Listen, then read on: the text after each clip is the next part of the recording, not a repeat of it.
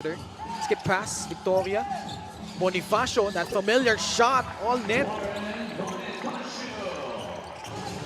Ang daming big man nun. 2 minutes gone by. Don Reverente floats one up and in. Everything so fast. Bounces off the rim. Coronel with a rebound. Catch and shoot naman para kay Bonifacio. Book it. Victoria on the right side, rejecting that screen. Floats one up and in over Adlawan. Another easy. By that help defense. Guess what? It looks to be another easy basket for Pasay. Yun na nga, now inside the arc, nilabas kay Bonifacio. Pupukol na naman sa labas. Bonifacio has it going here. This was that pass, the basket. Bonifacio has certainly Big lane. Finishing the fast break. Agustin, high arcing free, all net. Ito si Marasigan. Give and go. Felipe Marasigan off that gorgeous feed from Cyrus Tabi. Santin, Jasper Salenga is in for the Voyagers. Huwag ka tumulad sa iba. Gaya-gaya ka sa iba eh. Matuto ka sa Meanwhile, Pasay executing to a T. Salenga for free. Book it. His line of vision, itong si Jasper Salenga. And Jasper Salenga knocks it down. Gets it back. Bounce pass inside and Soriano scores.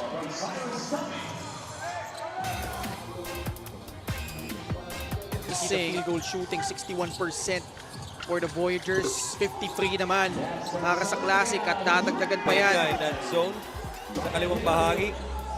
Problem is, the most dangerous guy in the court. Nagka-glide talaga eh. Fernandez. Ayun na. Hilario, dyan muna. Oo. Appetizer daw muna. Oh, a great pass. The outlet to Fernandez, who recovers, lays it up and in. 38 seconds in their last game against a much tougher and bigger opponent na Pangasinan. Pero tingnan mo naman to, wala nang 3 points pa. Oh, a steal. Fernandez, look out. And the layup goes. Alam ko, sasalpak eh. Oh, ito yung agaw. Ayan, determined for the layup. Siniguro lang. But here you saw Damian Lasco just coming into the game, knocking down a free. Libre si Hilario.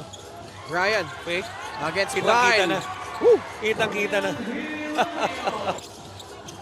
Hilario inside. Oh, another great fake. And the basket by Brian Hilario. Para makuha yung loose ball rebound na yun. Lasco.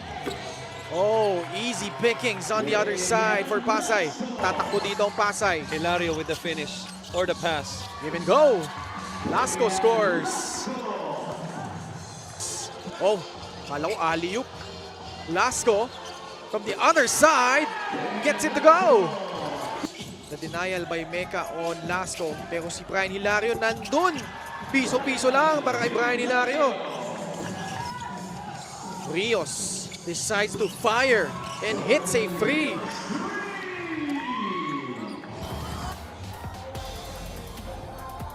And now the starters here, basically the same unit they began this ball game. Dan Sara joining the fray. Pass ni Reverente papunta kay Bonifacio. Ay pagbanggaan kay Hombes. Hook shot good plus a foul. And continues to do so with his nice post move and jump. Dan Sara tumingin. Now fires. Was that a free? Yes, it was. Kulang yung sinabi mo. Screen by Reverente. Bagsak si Sara at si Manligues. Ang ganda ng pasa. Victoria setting up AJ Coronel. As he gets a stop. Victoria pounds it. Touch passing leads to a basket by Warren Bonifacio. Cyrus Tabi quietly has been having a solid season. What a pass. And what a pass. Like you said, papunta kay AJ. Using that Soriano screen. Jopet Soriano. Nag-strolling in the park doon. He's been getting some chances. Salenga getting some chances. Firing from the outside. Free. But yung bench points na pinag-uusapan natin, 40-8. Nadagdagan pa yan ni Brian. Cebu. Na-wipe out sa screen doon si Hero. Hilario. Binasic yung mid-range. Cyrus Tabi able to save it. Jopet Soriano goes and stretches for the layup. Action here for Pasay Rios. Another free for the Voyagers. And that's... Oh! Here we go. Jordan Rios! The layup. Oh. Naakit. Kumagat sa peke. Nakapasok ng tira si Brian Off the Villario. bench. 8 of 10. 80% compared to 5 of 7. Solved na siya. Fernandez sa loob. Gets the layup. Mukhang okay. Barkuma. Again, the steal. Dami ng steal nitong Pasay. And most of the turnovers leading to those points. And again, ultimately, they'll be judged by what they do in the playoffs. Now, just lost to San Juan as the 8th seed. Hindi sila nag-participate Season 4. Pagbalik ng Season 5, number 7,